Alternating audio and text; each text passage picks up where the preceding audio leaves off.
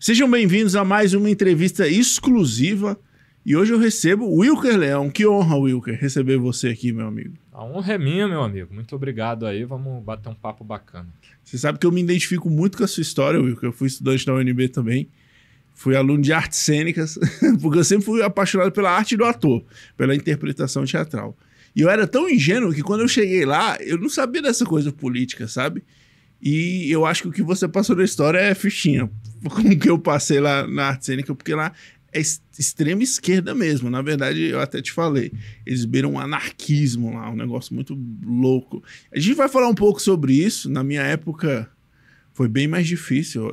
Lá em 2010, eu não ouvia muito nego falando de esquerda, direita, né? Acho que isso está muito mais claro hoje. E eu só ficava aguentando lá. Eu fui esquerdista, na verdade, durante o tempo. Mas, enfim, hoje o podcast não é sobre mim, é sobre você. Eu vou tentar, Wilker, nessa conversa, sair do óbvio. Eu sei que você recebe as mesmas perguntas o tempo todo. Em algum momento eu vou fazer essas perguntas também. Mas eu queria começar, Wilker, te perguntando, cara, qual a sua visão de mundo? Você estudou história, né? Você teve lá contato com os professores, com o conteúdo didático. E qual que é a sua visão do mundo? Você acredita que hoje a esquerda ela controla o mundo? Você é um pouco conspiracionista nisso? Ou você vê que são movimentos políticos normais? Qual que é a sua visão de mundo hoje?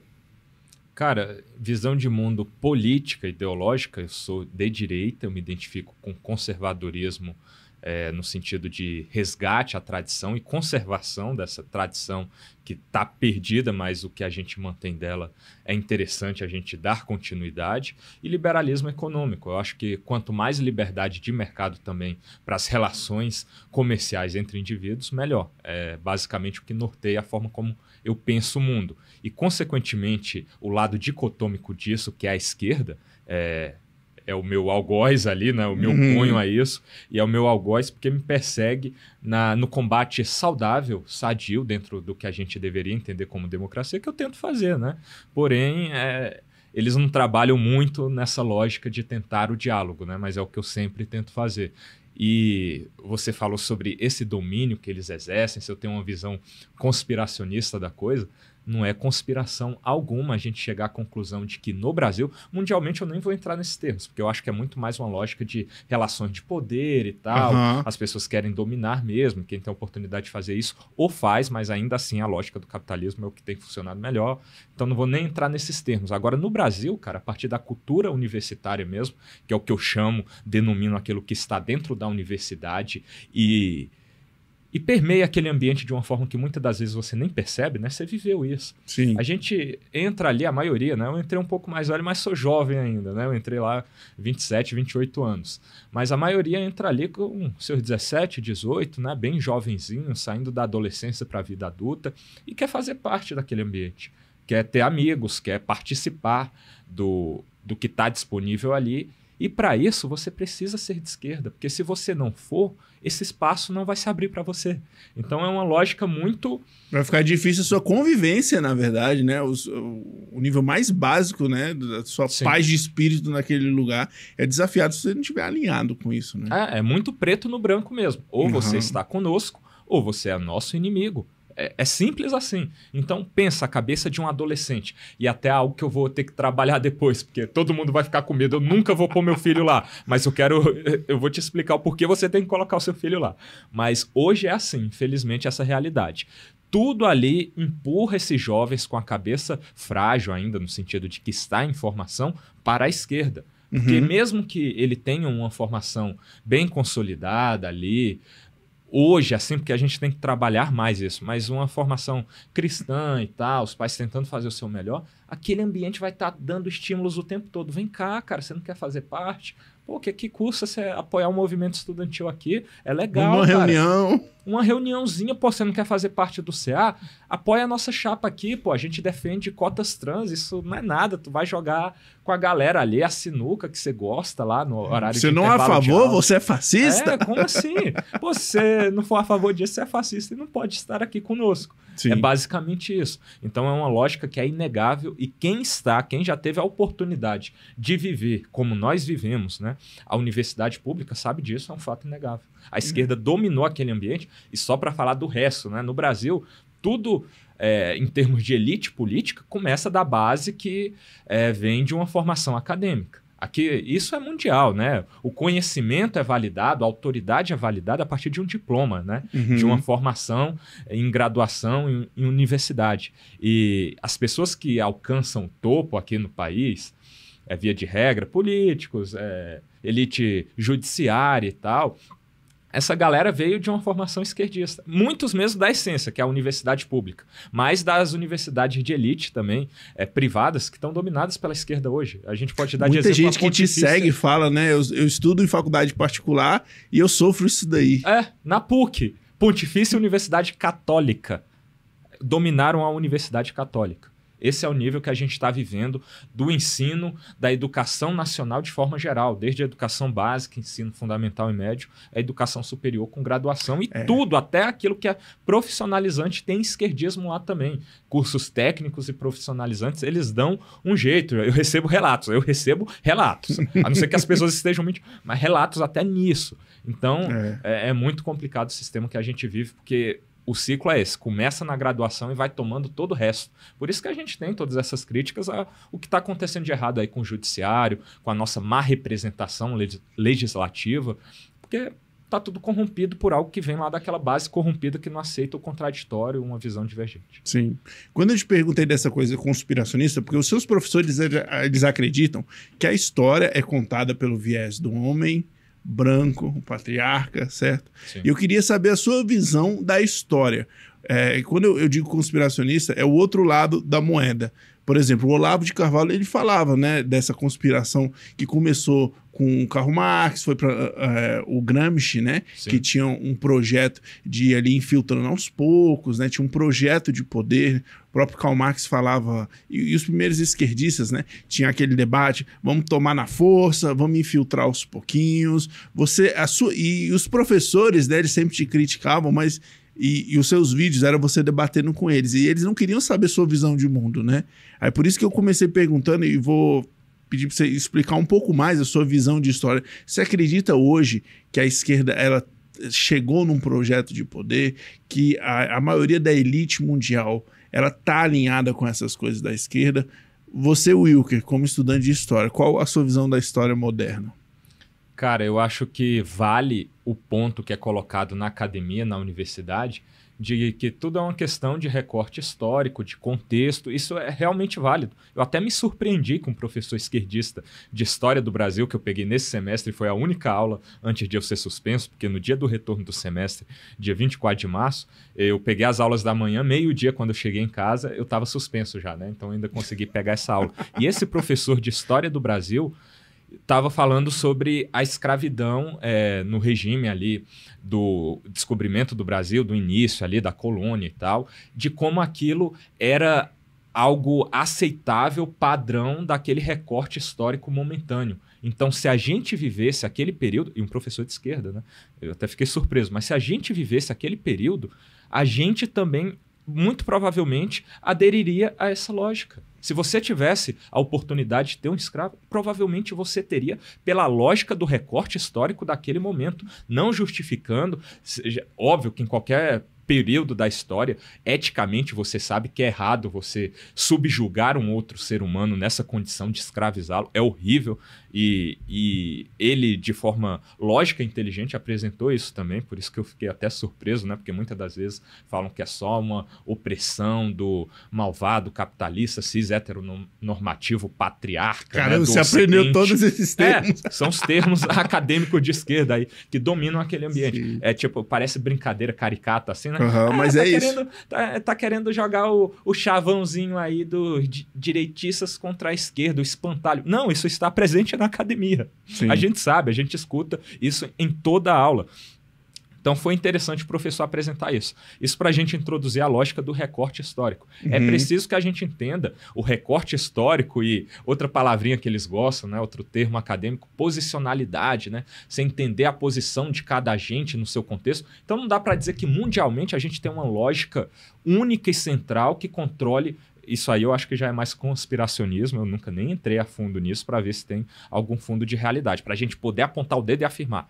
Isso aqui é fruto da dominância esquerdista no mundo inteiro. Eles que têm essa lógica, eu não gosto de ter, porque eu acho que isso é um debate super complexo e profundo, que a gente precisaria dar a profundidade necessária para poder apontar um dedo em determinado sentido. Mas os esquerdistas falam isso o tempo todo.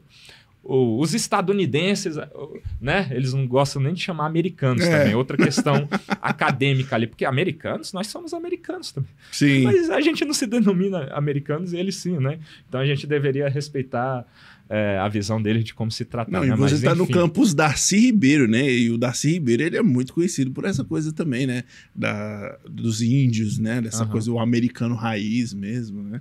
Pois é. Mas eles gostam de ter essa visão aí, só resgatando o ponto, de que os americanos ali, os estadunidenses, na linguagem deles, né? Estão dominando tudo com seu imperialismo e tal. Sendo que essas relações são muito mais complexas do que você apontar o dedo de que os Estados Unidos dominam tudo, principalmente hoje, quando a gente tem uma China forte e tal, naquele comunismo capitalista deles estranho. Então é um debate super complexo, eu não vou entrar nisso. Eu acho que são recortes. O nosso recorte nacional brasileiro é de que a esquerda está entranhada num projeto de muito longo prazo que fizeram eles chegar onde estão hoje, desde muito lá atrás, por meio das universidades, nas posições de poder. Eles estão conseguindo passar suas pautas de uma forma assim super natural, passando mesmo a revelia da lei muitas das vezes. Eles conseguiram implantar com essa Constituição de 88, que é muito esquerdista, a Constituição Cidadã, onde só se tem direitos inalcançáveis, o mundo das ideias, perfeito e ideal, que não se realiza na prática. Eles conseguiram colocar nisso, no artigo 206, salvo engano, da Constituição Federal, autonomia universitária para eles poderem fazer basicamente o que eles querem lá, que é inclusive a perseguição que eu estou sofrendo é fruto disso, mas que desencadeia em absurdos como cotas trans. A gente não teve aprovação parlamentar disso. O Legislativo não discutiu cotas para transexuais. Universidades como a Universidade de Brasília, UNB, da qual sou aluno, você estudou lá também, já aprovou cotas trans de forma autônoma administrativa pela própria universidade, sem passar pelo âmbito legislativo. Olha o nível do absurdo. Com uma proporcionalidade grande, né? Se eu não me engano, era 5% em alguns casos. Eu não tenho certeza dessa informação. Mas chocou muito também essa proporcionalidade. Beleza, vai ter a cota. Mas quando a galera foi ver, a quantidade era bem insignificante, né? Também, a gente tem absurdos que vão desde a aprovação até a determinação do índice com base em nada. Com base no que querem que seja. Tipo, isso não foi aberto para discussão acadêmica coisa nenhuma. Por exemplo, no dia da manifestação que foi feita, que lá na reitoria estava havendo a decisão, né, as reuniões para que se decidisse no determinado dia lá, que salvo engano foi o dia do meu aniversário, 17 de outubro. Eu tive esse presente dessa manifestação e o vídeo icônico que eu revelo lá, quem é o professor de História da África, porque ele migrava de volta, né? Foi tudo no dia do meu aniversário, né? Então foi o meu baita presente aí. Putz. Mas nesse dia eu estava lá para ser o contraponto, né? Pô, estão fazendo uma manifestação para pressionar a reunião da reitoria pela aprovação ou não? Eu vou tentar aqui falar, né? Estamos num ambiente universal, de universidade democrático, então eu vou tentar falar. Obviamente, não me deixaram falar. Aí eu já fui preparado com o quê? Um megafone, né? Porque só assim para você ter voz diante daqueles malucos esquerdistas lá, que quando se juntam parecem animais. A galera de movimento estudantil, infelizmente hoje, é assim. Aí eu tentei falar, né? O contraponto ali, de quão absurdo é você ter uma cota que não tem como você determinar quem é ou não transexual. Como que você determina isso? Você cria um tribunal de Vai gênero. lá ver. Porque hoje a gente tem para as cotas raciais, que é outro absurdo também, a gente deveria ter cotas sociais, que é um parâmetro objetivo para determinar a dificuldade que você teve na vida, para que você possa acessar algo que seria mais de difícil acesso a você por essa sua condição socioeconômica. A gente tem um absurdo na cota racial de um tribunal racial, que eles chamam de banca de heteroidentificação. Isso é um tribunal racial. Você dizer quem é negro ou não. Hoje está nesse nível. Pessoas claramente pardas, né? Até um baduntes, claramente, né? Não pode usar pessoas escurecidamente pardas, né? É uma palavra que... Tem outros elementos também, não é só a cor da pele, né? Tem alguns outros elementos que jogam, sim. né? Para além da brincadeira aqui, o mérito da coisa mesmo é que pessoas que são nitidamente pardas e muitas das vezes negras, mesmo com as características. Essa pessoa é negra, cara. Estão sendo julgadas como não negras o suficiente. Você não é negro o suficiente. A gente tem um tribunal racial dizendo qual que é a sua cor, sendo que a legislação diz que é uma autodeclaração, inclusive. Olha a deturpação de toda a lógica por causa de questões de autonomia administrativa para a universidade ditar tudo isso. É um absurdo, cara. É um absurdo. Sim. Wilker, você falou da escravidão. Tentaram te cancelar recentemente, né, com uma fala do 38. Pô, o 38 é foda. Ele já teve sentado aqui, ele gravou um podcast comigo, e é muito difícil. O 38 é um cara totalmente fora da caixa. E ele fala coisas assim que ninguém tem coragem de falar. E às vezes extrapola muito, fica até difícil você continuar o debate, que não é nem um bate-papo de bar. É uma coisa assim, muito profunda a análise que ele faz. E ele falou da Lei Áurea, né, e tudo. Aí muita gente usou aquilo para cancelar ele, mas também você, né, falando, contra os professores ele levanta, interrompe a aula e acha um absurdo. Agora esse cara tá falando isso ao lado dele, ele ficou quietinho. Aquilo sujou muito sua imagem. Se você fosse esclarecer aquele acontecimento, você concorda com o 38? Porque ele é muito hardcore, né? Ele tem esse pensamento de choque. Qual a avaliação que você faz daquele acontecimento e dessa mais uma tentativa de cancelamento de você estar naquele podcast junto com ele? Eles tentam me cancelar por tudo aí, né? Sempre deturpar a realidade daquilo que eu realmente sou e aquilo que eu faço. Tanto que se um terceiro falar um negócio, já coloca que você também tá. Isso. Porque eu estava naquele ambiente, consequentemente, eu sou a favor do que o Renato 38 falou. E é uma ideia dele que eu tive o primeiro acesso a essa ideia, inclusive, naquele dia. É algo mesmo que, pela postura do 38 assim, você fica meio... que, estou conhecendo isso pela primeira vez, nunca nem tinha ouvido, por causa da dinâmica de como ele pensa o mundo. Muito controverso, né? Só que a questão não é nem essa. Não tem como eu ser culpado nesse contexto do que querem fazer por algo que outra pessoa falou. Isso é o óbvio e é o básico. Então, que a sua reação na hora... É a premissa. O pessoal fala, caramba, isso aí é pesado, hein? Meu Deus. Então, me acusem daquilo que eu faço, pelo menos. Usem a minha base de atuação para criarem as narrativas de vocês, pelo menos, não a de terceiros, né? Porque nesse momento mesmo que a gente está num ambiente privado, cada um tem o direito de falar aquilo que pensa.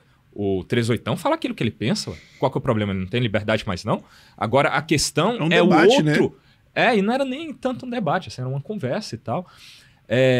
A questão é que o outro universo, universidade pública, é uma dinâmica completamente distinta. Aquele ambiente ali, o aluno tem o direito de questionar o professor se quiser. É um ambiente público arcado com impostos. Numa dinâmica privada, cada um faz o que quer também, assim, mas sem essa lógica de que não há dinheiro público aqui. Então, cada um tem o direito de pensar, inclusive, o maior absurdo do mundo, na lógica que seja. E aí ele arque com as eventuais consequências das suas ações. Mas num ambiente acadêmico, que é bancado com dinheiro público, uma universidade pública, onde o professor é pago para dar aula e ele está militando politicamente, ele está doutrinando, é mais do que um direito meu, eu considero até um dever na posição que eu tenho de visão do mundo daquilo que eu acredito, de questioná-lo, de certa forma, educadamente, né, dentro da liturgia da coisa ali, cobrá-lo. Professor, isso é adequado para se estar em sala de aula? Por que a gente está falando sobre o socialismo ser a solução para um problema chamado capitalismo, que a gente sequer discutiu por que é um problema? Vamos entrar nos termos, então.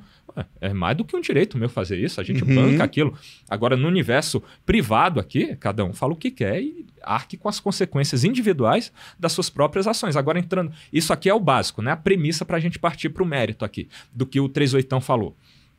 Se for falar no sentido de se eu concordo ou discordo, eu tendo mais a discordar no sentido de que era importante que se acabasse com a escravidão, apesar das rupturas que se poderia vir a surgir. Como foi o caso da República rompendo com o Império ali. Talvez tivesse uma forma mais inteligente de você fazer isso nos bastidores, anteriormente à colocação da discussão social mesmo para a população disso. Vamos acabar aqui, tem um tempo para que isso ocorra e tal, como que vão ficar os interesses dos donos de escravo, que vão se voltar logicamente e obviamente contra você. É estratégia política interna, é como se fosse questão partidária no país, aqui de discussão de bastidor, era naquele momento. Como que o Império ia lidar com isso? Havia um interesse de pessoas que já tinham um direcionamento em querer dar o golpe da República ali, como que você vai lidar com o peso de todas essas decisões, é uma discussão super interessante. Assim, eu teria que me aprofundar para ver o nível da lógica que o 381 ia entrar, né? Ele falou superficialmente nisso, aí gerou esse corte polêmico aí. Mas é uma lógica super interessante. Como que você resolveria esse problema e tal? Porque falaram também que ele é a favor da escravidão e tal. Mas ele não é a favor... Isso eu estou até falando em nome dele. Eu duvido que ele seja a favor da escravidão. Ele está falando sobre uma lógica de defesa do império. Só um burro não entende isso. Ou mal intencionado que quer deturpar toda a narrativa pro lado dele. Olha aí, tá vendo como esse cara é de direita, maluco, é a favor da escravização de negros? É só isso que o esquerdista maluco quer pintar aí em relação a uma discussão que é super profunda. Ele está falando sobre o fim do império a partir dessa discussão de não resolução com os donos de escravo ali, os interesses deles. Eles perderam propriedades. Havia uma propriedade humana ali, que é um absurdo eticamente, mas era uma lógica do recorte histórico que a gente acabou de falar, da época. Então você tem que estudar profundamente, historiograficamente, com as fontes ali, tudo isso. É super interessante. Por que que as pessoas de esquerda não querem que a gente tenha a oportunidade de discutir essa questão super interessante no ambiente acadêmico? O ambiente acadêmico não deveria ser exatamente para isso? Então, Paulo Freire aqui um exemplo. incentiva isso, né? Tá aqui um exemplo claro disso. Sim. Wilker, esse foi um dos episódios que tentaram te cancelar. É uma pressão muito absurda. E os esquerdistas pintam que você é financiado, que você ganha dinheiro com isso, pelo pouco que eu te conheci. Cara, você não tem segurança. Você não me parece ser milionário. Você tem um carro normal. Pelos popular. vídeos na sua casa, é popular. Na sua casa é uma casa normal, de classe média. E eu consigo perceber o custo que você... o valor que você paga. Porque para eles você tá ganhando dinheiro, você vai ser eleito, tá fazendo... Só ganha. Mas não é isso. Você paga um preço muito grande. E, cara, como que é o seu psicológico? Porque eu fui esse estudante, que nem você, só que eu era parecido com aquele menino gago dos seus vídeos. Para aí, pô, vamos ver a aula, vamos ver a aula. Bicho, só quero passar, fala o que você quiser. Eu não tinha energia para discutir. Acho que eu não tinha nem fibra assim psicológica para aguentar o que viria depois. Eu só queria ir lá e passar e acabou. Cara, você tem acompanhamento psicológico para lidar com essa pressão? Eu acredito que você já recebeu ameaça de morte. Os caras, às vezes, os mais violentos, descobrem o endereço da sua casa, porque hoje, na sociedade que a gente vive, né, os nossos dados já foram vazados há muito tempo, com escândalos de Receita Federal, do Serasa, vários serviços, sites têm vazamentos de dados. Como que o Wilker hoje lida psicologicamente com isso? Porque não é para qualquer um, não.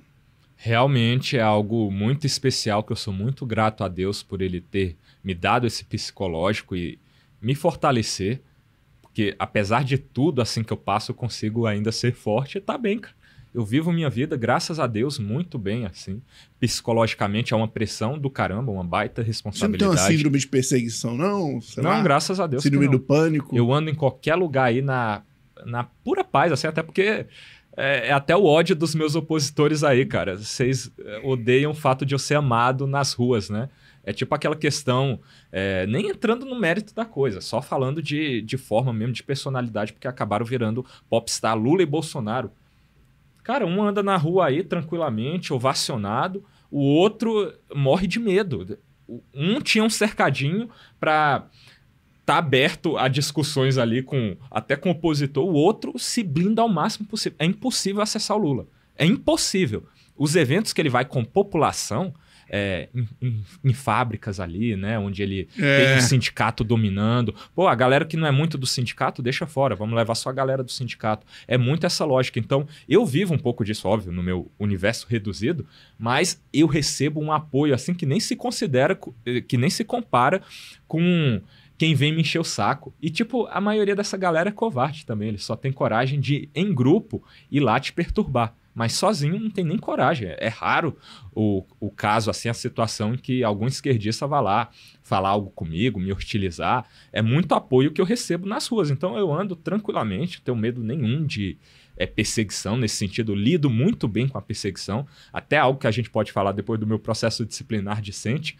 o presidente ali, eu vou até futuramente divulgar para vocês essa questão toda, mas o presidente toda hora ficava questionando as testemunhas ali, os alunos e professores. Como que você tem lidado psicologicamente com isso? O Wilker deve ter destruído o seu psicológico com esses vídeos e tal. E aí as pessoas se fazem de uma super vítima ali. Ai, meu Deus, minha vida acabou.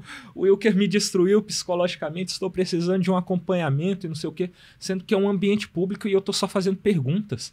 Eu não estou destruindo a vida de ninguém. Enquanto eu sou perseguido, é da forma que sou. Então, nisso a gente já vê uma dicotomia completamente paradoxal, não faz sentido. A gente tem uma incongruência natural na coisa, que é intrínseca à própria lógica. Então, felizmente, assim, eu tenho um psicológico que eu já acho que é natural de mim, assim, eu nasci com isso, um psicológico forte. Eu acho que também a vida que eu levei, eu não sou playboy nem nada, né? Você falou militar, da minha realidade. Né? Tem uma coraçazinha. Uma coraçazinha que não é de escala 6x1, não. É de 7x0. É pior. É você trabalhar virado de um dia para o outro de serviço e você cumprir o expediente ainda. Você tem uma escala de serviço de 48 horas de folga do serviço, que é de um dia para o outro, 24 horas, e ainda cumprir o expediente no dia seguinte. Essa é a realidade militar de chão de fábrica, que é o que eu fui. Eu entrei no serviço militar obrigatório, recruta, engajei, soldado engajado, cabo, fiz curso de cabo, saí cabo de lá.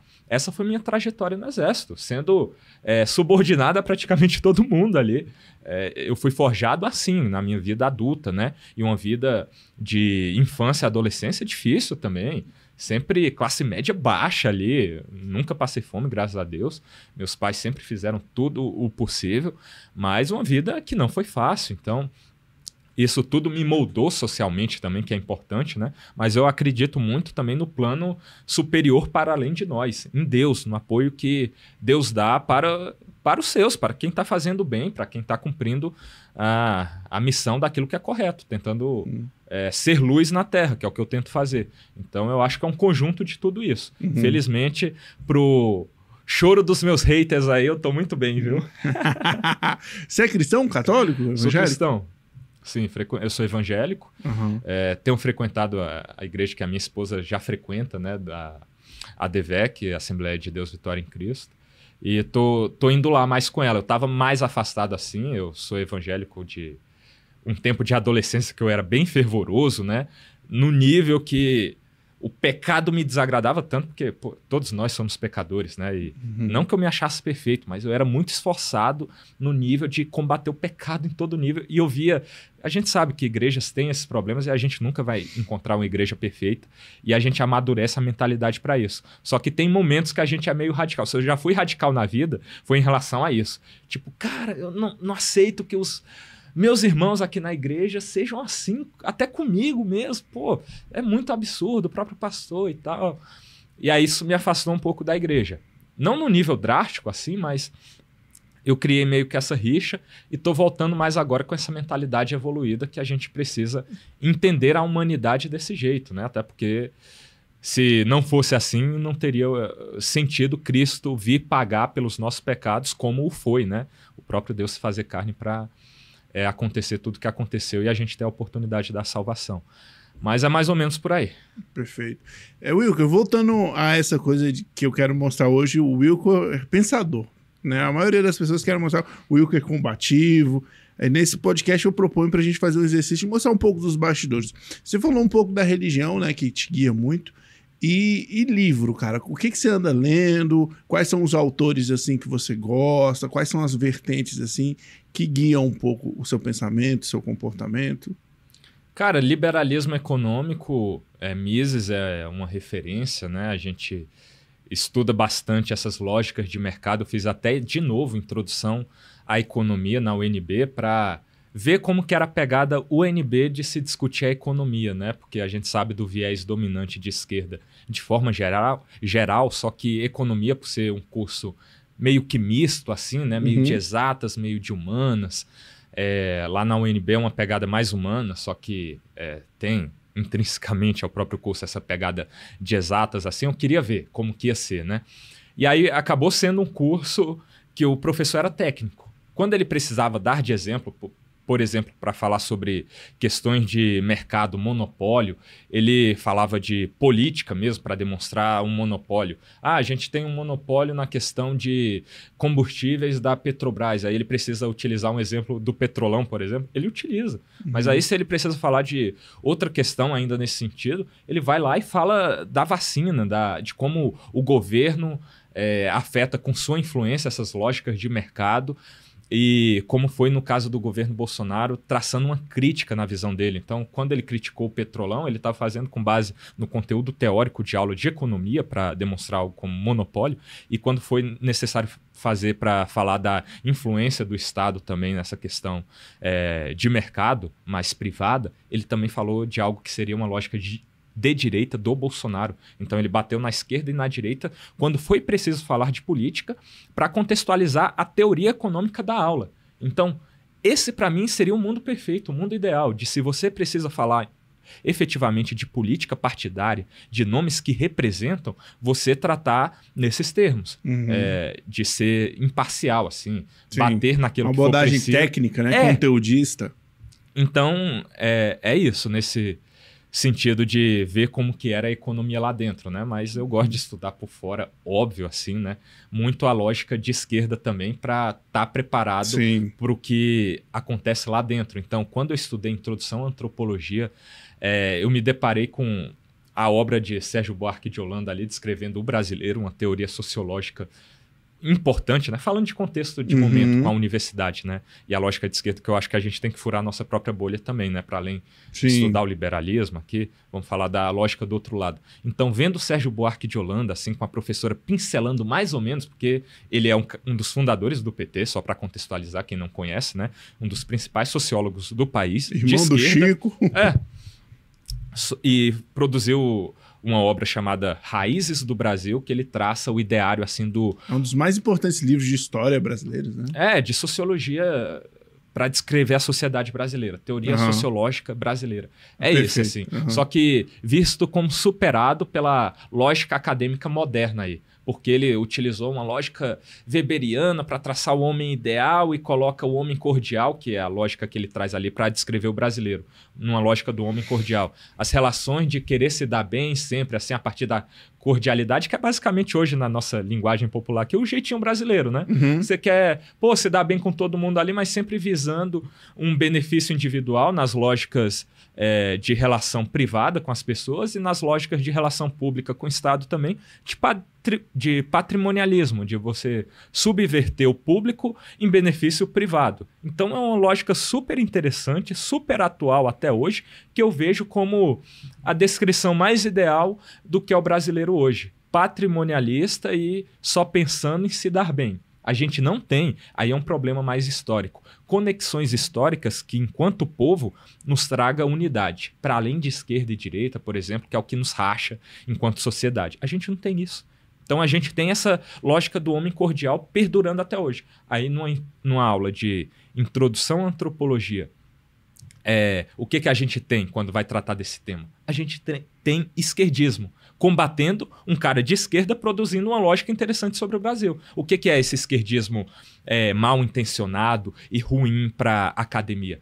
É você dizer que tudo aquilo que não está alinhado com a lógica do que a esquerda quer propagar hoje, que é tudo baseado em teoria de gênero, de teoria social de opressão, de domínio da burguesia e tal, tudo que não está essencialmente alinhado a isso tem que ser combatido. Então, Sérgio Buarque de Holanda era combatido nesse sentido. Aí eu disse, agora que eu vou estudar esse cara mesmo. Aí eu utilizei, inclusive, a nossa segunda prova era... mais ou menos assim um enunciado. Explique como as aulas de introdução à antropologia afetaram o seu conhecimento pessoal, a sua trajetória pessoal e afetará a sua trajetória pessoal, profissional. É basicamente uma parada muito particular, né? Você diz basicamente a partir da sua visão como que tudo aquilo que você estudou, com base nos autores, é claro, mas como tudo aquilo afetou a sua pessoalidade e a sua profissionalidade, né? A sua construção da carreira profissional que você está se formando ali. E aí eu coloquei Sérgio Buarque de Holanda lá, que foi fundamental para eu entender mais do povo brasileiro, apesar de a lógica de apresentação dele no curso ter sido negativa, me impactou muito positivamente. E aí a professora me deu a minha nota mais baixa ali, acho que foi 6 e pouco nessa prova, por causa disso, porque eu utilizei Sérgio Buarque de Holanda lá e a justificativa dela foi nesse sentido. Tem vídeo aí no canal para quem quiser entender todo o contexto. Tá lá, mas um absurdo, uma perseguição, recorri depois, mas ainda assim eu ganhei um MS, né, que lá as menções são nesses termos. Que 7, 8. De 7 a 8,9. Foi a minha menção ali mais baixa. Todas as outras matérias eu tirei SS quando eu não era perseguido ainda. Aí depois, né, me suspenderam e tal, deu em todo problema, mas até então eu era um dos melhores alunos da minha turma. Olha, isso é interessante e eu vejo pouca gente falar isso. Você é um aluno, então, de maioria de notas SS. Sim, o meu IRA ali, que é um índice de rendimento acadêmico, que é basicamente a média ponderada ali, mas a gente tem esses termos estranhos para tratar dentro da universidade. Eu entendo perfeitamente. Você já entende, né? Mas o pessoal não deve fazer ideia. Então o IRA lá, que é o índice de rendimento acadêmico, que é essa média ponderada, é até 5, não é até 10, é esquisito mesmo. Né? O meu IRA era 4,95 no primeiro semestre. 4,95 de 5. Isso de 10, a lógica que todo mundo está mais acostumado a trabalhar, é 9,9. Eu era um aluno 9,9 de 10. Então eles podem te ofender de todas as formas. Falar que você estudava não é mesmo. Falar que eu não queria nada ali, que eu não estava lá para estudar. Empiricamente, imagine se eu tivesse, ali. Então, né? E, Wilker, aprofundando mais nisso, quais são as figuras assim que você tem admiração? Intelectuais, governantes, autores, artistas?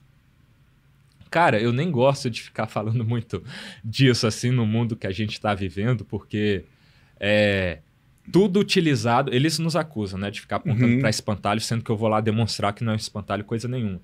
O comunismo. Nunca vai haver comunismo no Brasil. Olha a universidade, eu estou mostrando de dentro da sala de aula. Aí cada um tira suas próprias conclusões, mas não é espantalho coisa nenhuma. Mas se a gente fala de Olavo de Carvalho, por exemplo, que é uma referência para a direita, e nesse ambiente acadêmico é impossível não ser mesmo, né?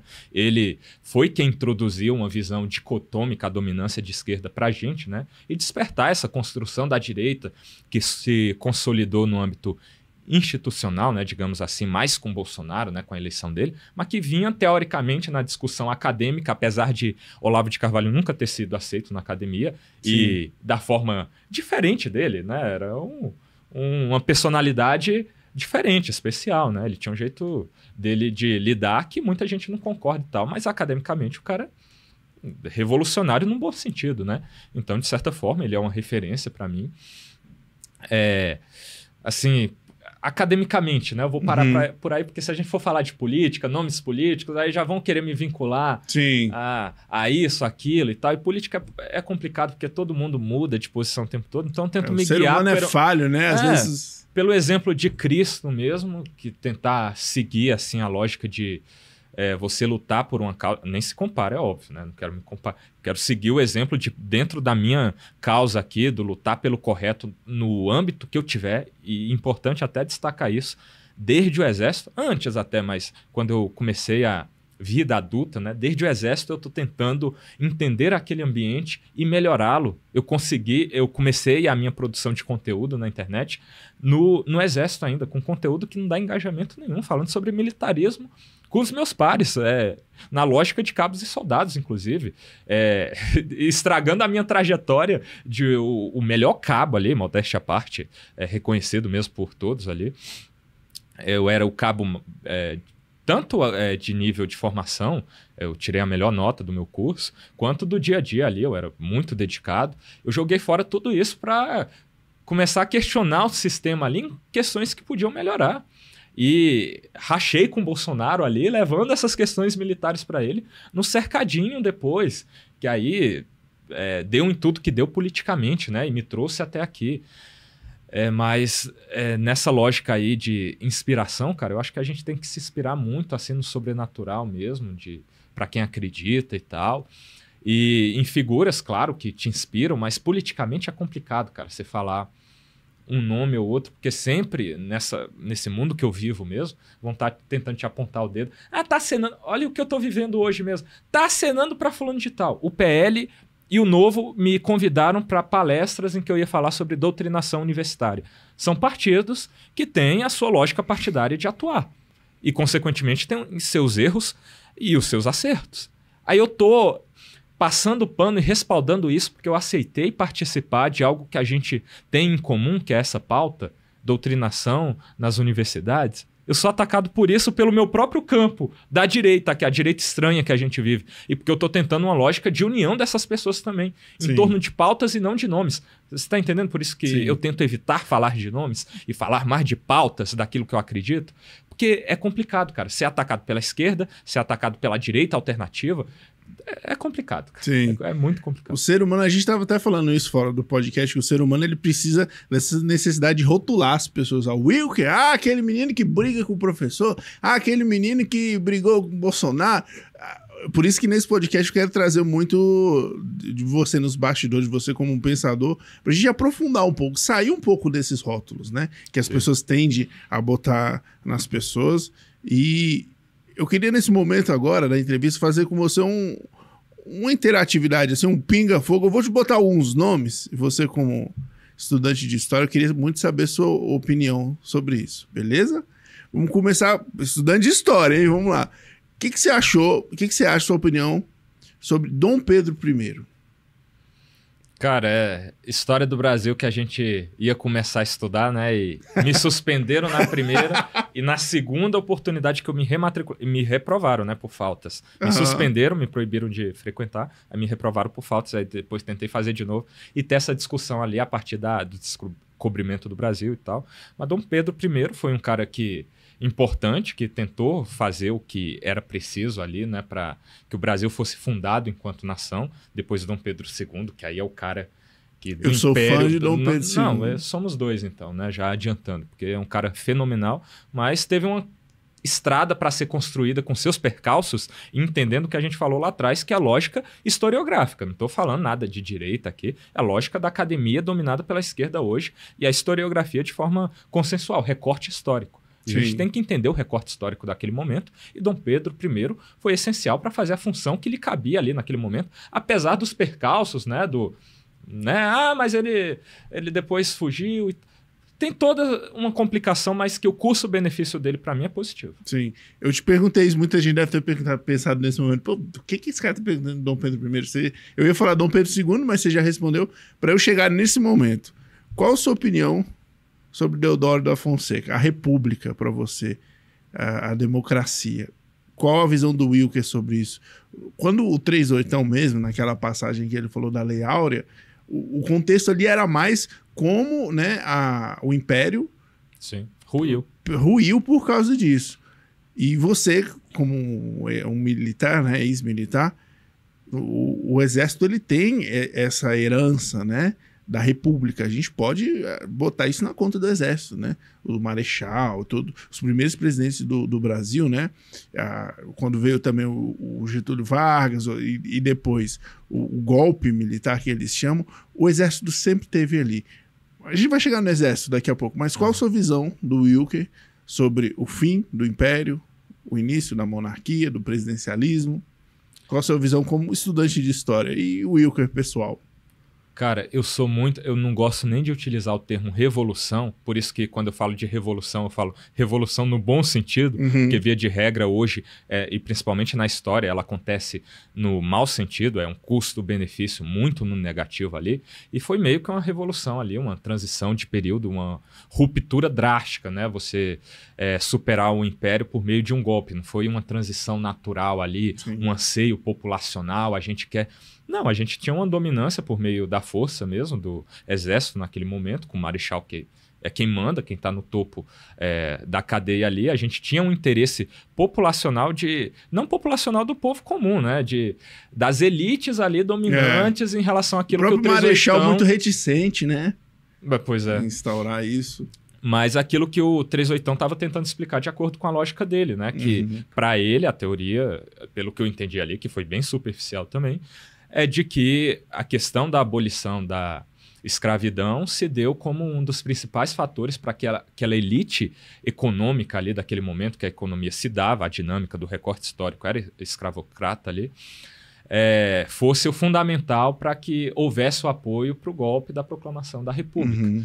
Então, eu te perguntei isso porque eu acho negativo quando qualquer coisa acontece nesses termos, inclusive a proclamação da República. Sim, eu te perguntei isso e vou querer que você aprofunde mais, porque eu acredito que muita gente que te acompanha tem esse viés mais monarquista mesmo. O 38 mesmo, nessa fala, ele falou que ele pinta esse acontecimento como negativo, né? Que a monarquia seria menos pior, né? Ele é um anarco, um potencialista bitcoinheiro.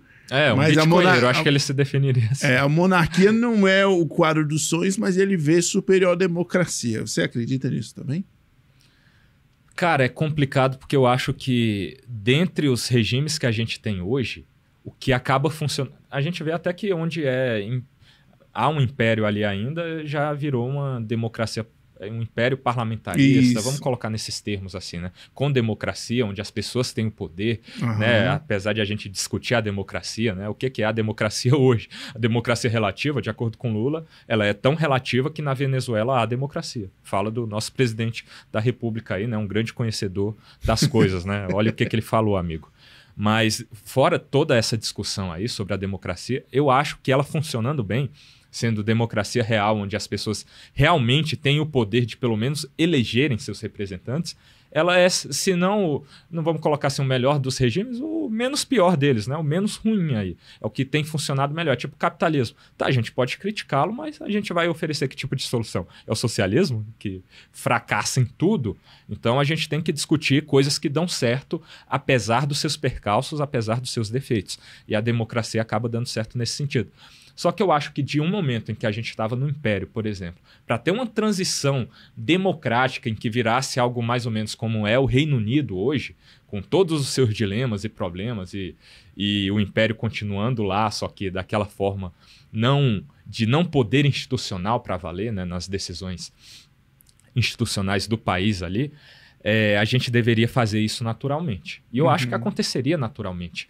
Porque toda revolução, toda ruptura drástica por golpe assim, é horrível, de direita entre aspas sempre, né? Ou de esquerda, porque tem interesses aí que são profundos e a gente teria que trazer fontes historiográficas ali para poder apontar dedos, né? E falar, a culpa foi disso, foi desse, foi daquele. Tá? O motivo realmente era esse. Mas essas transições são horríveis, porque muitas das vezes, na maioria, morre gente e se você pensar contra, você não tem nem o direito de pensar contra. Então, na democracia, apesar de tudo, a gente ainda pode falar. Por isso que a gente luta tanto, né? Vamos frear Alexandre de Moraes, o STF aí, porque isso está ficando perigosíssimo. Muitos já chamam hoje, é complicado, né? Mas chamam de ditadura do judiciário. De certa forma eu tendo a concordar. Porque, cara, não vamos nem entrar nesses termos, mas você está vendo como é perigoso que a gente dê muito poder para um lado, assim, que possa gerar uma ruptura que você não possa nem pensar contra ela, senão você morre? E assim são, em regra, as revoluções, banhadas a sangue de opositores a ela. Então eu sou contra, via de regra, tudo isso. Tem que acontecer naturalmente. Então o Império naquele momento, se fosse para perdurar até hoje, era o natural para se acontecer, mas eu acho que as dinâmicas ali faria a gente ser algo parecido com o Reino Unido, pelo menos hoje. Perfeito. Agora, indo bem no futuro, qual a sua opinião? A gente falou um pouco de democracia presidencialista, né? Vamos falar sobre um presidente que está no hype aí. Qual a sua opinião sobre Nayib Bukele? Cara, eu acho que, assim, eu não estudo profundamente lá, mas pelo que chega a gente, né? Pela mídia aí, o cara tá fazendo um trabalho excepcional que era nossa esperança, assim, com o Bolsonaro, né? Cara, ele vai colocar bandido atrás da cadeia, na cadeia, atrás das grades aí, de forma pesada. Ele vai combater o crime mesmo, corrupção, o sistema, né? Era muito lance de combater o sistema e tal, que é o que o Bukele tá fazendo lá. Ele tá, de certa forma, muitos dizem que ele é ditador lá, né? Mas ele conseguiu aprovar em consenso com o parlamento tudo aquilo que ele tem passado lá. Diminuir os poderes do judiciário ali para que ele consiga ter mais poderes mesmo para fazer o que ele está fazendo, senão seria impossível. Mas dentro do sistema que foi acordado de forma democrática com a população. Como que um ditador faria isso? Um ditador faria por meio da força. Ele fez por meio do diálogo de poder institucional que ele tinha enquanto presidente. Então, tá dando certo? É um país super seguro, um país que era muito pior do que o Brasil é hoje. Pior do que o Rio de Janeiro, né? Um dos exemplos mais negativos que a gente tem aqui do fundo do poço que o Brasil se tornou. Então eu vejo com muito bons olhos o que ele tem feito lá. Eu te perguntei sobre ele, né? Pode parecer também nonsense, é porque, beleza, a gente falou sobre presidencialismo, a democracia, e muita gente pensa que o Brasil precisa de um cara que nem o Bukele, né? Bukele, você chamou de um nome diferente, eu não sei como eu não sei como é a pronúncia. É o Naíbe, é o presidente, é o Salvador. É o salvadorenho, né? Mas a gente chama de Naíbe Bukele. Bukele, isso. Muita gente Bukele, tem um clamor assim, falando que o Brasil precisa disso. Só que quando a gente olha no mapa, cara, não tem ninguém com esse perfil. O Bolsonaro não vai ser assim. Tem alguns elementos, né? Muita gente fala do Pablo Marçal, não sei. E você começa a aparecer no radar. Mas no futuro, assim, imagina o Wilker presidente, rapaz, seria uma honra, hein, Marcos? Tá entrevistando o futuro presidente. A gente vai falar sobre suas aspirações políticas, mas vai muito daquela ideia que eu te falei, quais são os nomes que você admira. Então a gente pode falar que o Bukele, você respeita, sim, admira um pouco essa trajetória. Sim, admiro. Massa. E quando a gente fala dele também, a gente fala sobre Bitcoin, né? Criptomoedas. Qual a sua opinião sobre isso? O 38, ele sentou nessa cadeira aí e ele falou: rapaz, aquele menino Wilker Leão tá perdendo dinheiro, pô. Não é isso? Se ele tivesse feito uma vaquinha, pô, o pessoal em Bitcoin, pô, aquele cara tava milionário. Te passou pela cabeça? Você começou a fazer algo nesse sentido? Vamos voltar um passo antes. Qual a sua visão sobre criptomoedas e você se financiar e unir esse grupo que tá com você e quer te ajudar, quer amplificar sua voz através das criptos? Cara, eu acho que foi o surgimento econômico do século, assim, algo disruptivo mesmo, muito no bom sentido, para dar mais liberdade para as pessoas de saberem assim que não vai ter o Estado controlando a sua vida financeira, que a gente sabe que hoje a dinâmica da nossa vida é ditada pelo dinheiro, é muito econômica, tudo está atrelado a isso. Então, o Estado tem muito poder assim de controle sobre você a partir dessa questão econômica. Então, muita gente vê refúgio nisso e um refúgio único. É tipo a única alternativa, como é o caso do 38. A solução para ele é o desinvestimento. Desinvestimento, pô. Isso. Não é isso? Isso. Você desinveste, investe em Bitcoin e obtém a real liberdade. Só que o que a gente tentou discutir um pouco ali, eu ainda tenho a esperança de que a gente possa fazer algo para tentar consertar e melhorar o país que a gente tem, o estado que a gente tem, apesar de todos os defeitos que a gente sabe que estão aí, né, e nos afetam.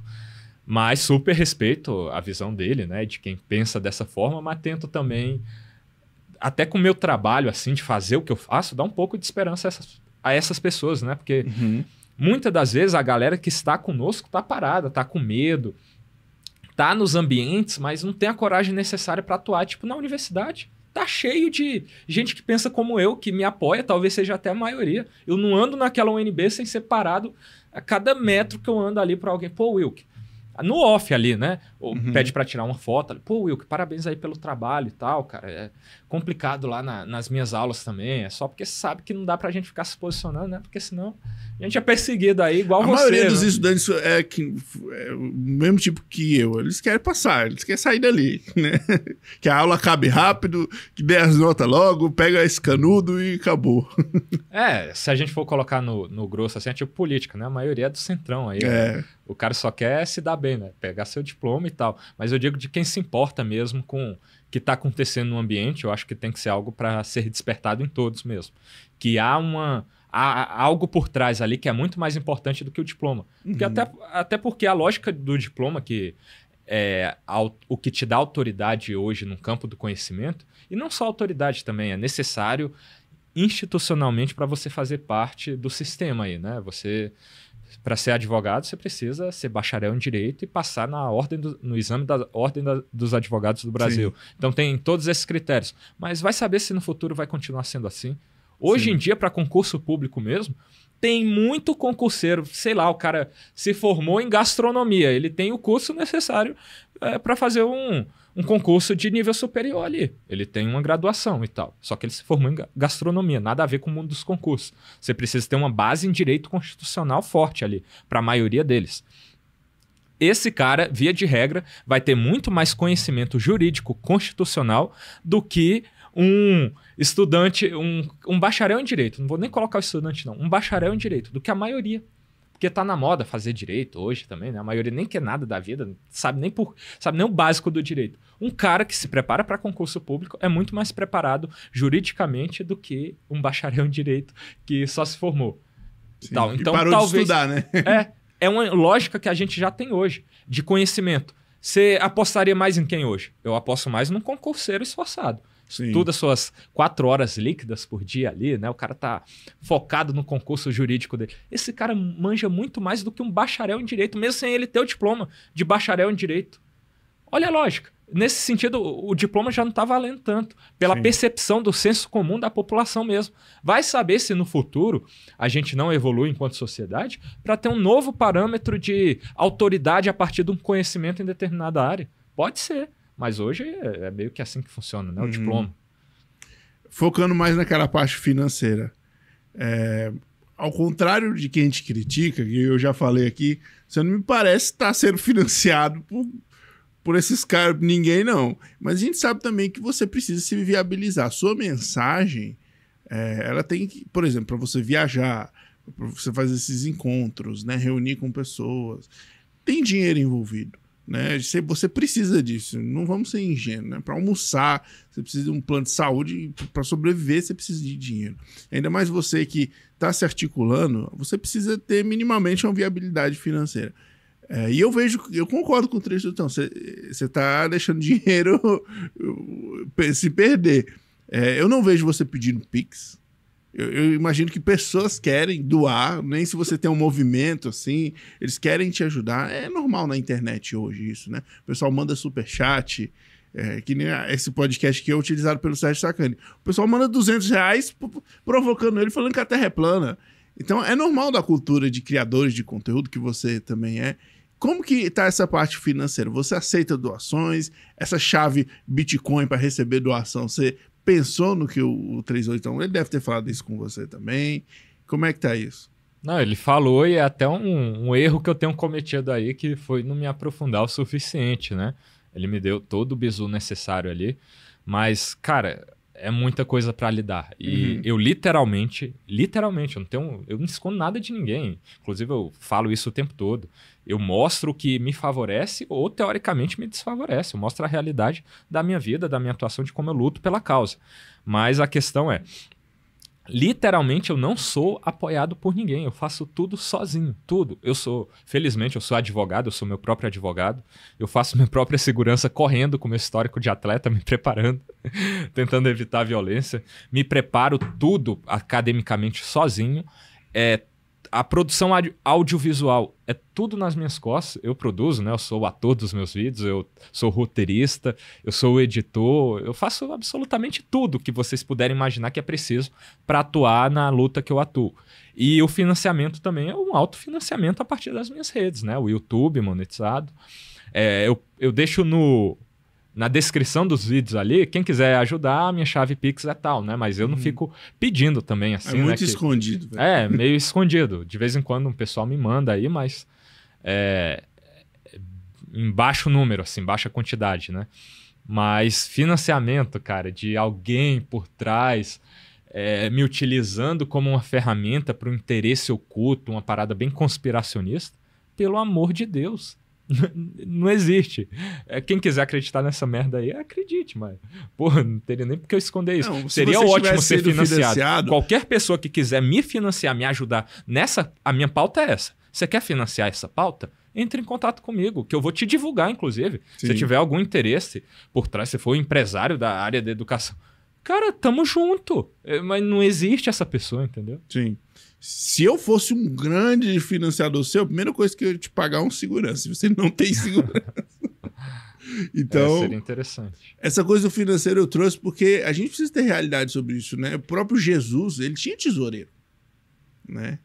Tem uma passagem na Bíblia que fala que Jesus entrou numa cidade com um burro, e um burro naquela época não era barato. Então a gente precisa de estrutura, né? Jesus tinha 12 apóstolos, né, que trabalhavam naquilo ali. Então E eu fico feliz de ver que você tem essa visão da realidade, né? Por mais que você é guiado por essa vontade, não sei se eu posso falar ideológica, você já começou a ter um vislumbre de como as coisas realmente acontecem, essa articulação política, porque o ser humano é um ser político, né?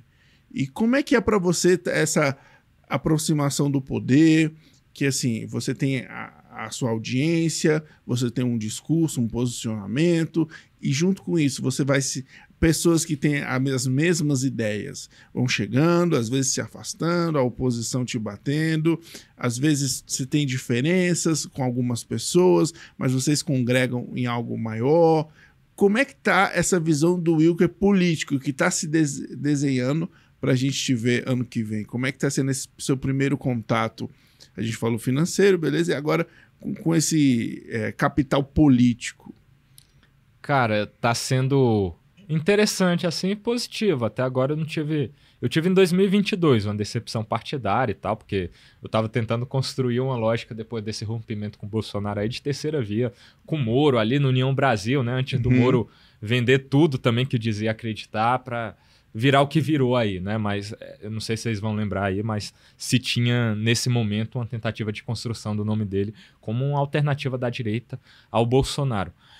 E União também é um partido que, principalmente aqui no DF, cara, meu Deus, terrível. Eu tive o nível, eu seria candidato a deputado distrital, tive que retirar minha candidatura porque o trem estava podre lá dentro. Esse é o nível da questão partidária do União Brasil aqui no Distrito Federal, pelo menos. Mas hoje, as conversas que eu tenho hoje eu sou uma pessoa maior também, né? Óbvio que tudo isso influencia, né? Você é um atrativo, assim, né? Uma pessoa que é interessante ter por perto. Os partidos querem que você dispute pelo partido, né? Sim. Que mas você tem eu potencial imagino que de muitos vencer. políticos de carreira e estrategistas vê assim, pô, esse menino tem potencial, mas eu preciso de um trato político, é justamente o que eu falei, esse refinamento, né? Porque o político é aquela coisa, né? Vai levando, falta um pouco de maleabilidade, um jogo político. E como é que tá essa absorção desse beabá político, assim, do Wilker mais articulador? Como é que tá isso?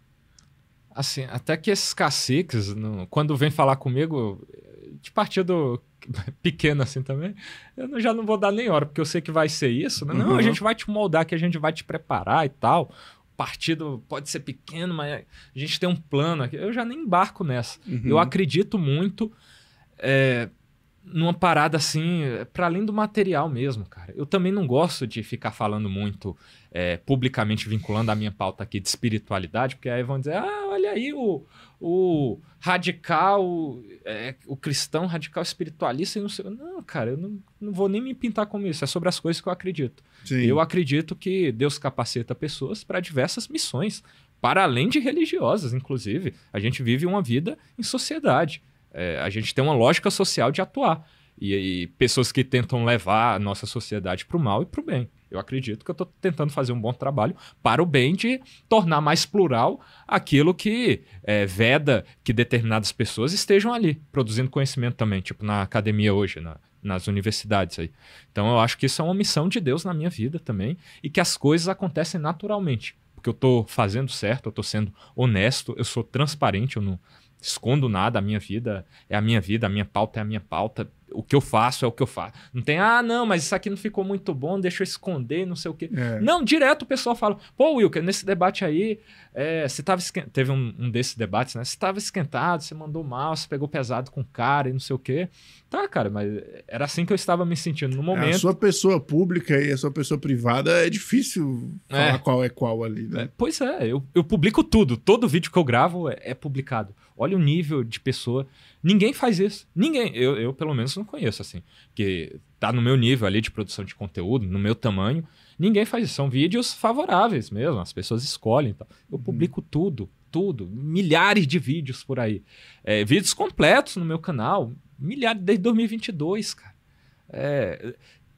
Questionando desde o Bolsonaro, que é o líder político do meu campo ideológico, da direita. Eu estava cobrando o Bolsonaro no auge dele em 2022, tentando construir uma terceira via. Críticas que hoje a maioria do meu público é patriota bolsonarista, né? Porque as pessoas são muito mais apegadas à causa, mas o Bolsonaro é um nome pop, né? E que consolida esse apoio aí e tal, tem tudo isso. Mas eu passei por esses diversos momentos por algo que eu acredito, sendo genuíno, sendo de verdade. Então, cara, e muita gente me chama de oportunista, né? Reflitam, vocês mesmos que são haters e opositores aí. A realidade é essa. A realidade da minha atuação é essa. Mas, voltando, né? Eu acabei indo para outro lado. Não, fica à a vontade. questão partidária aí. Hoje eu converso muito bem com todo mundo aí. Todo mundo mesmo.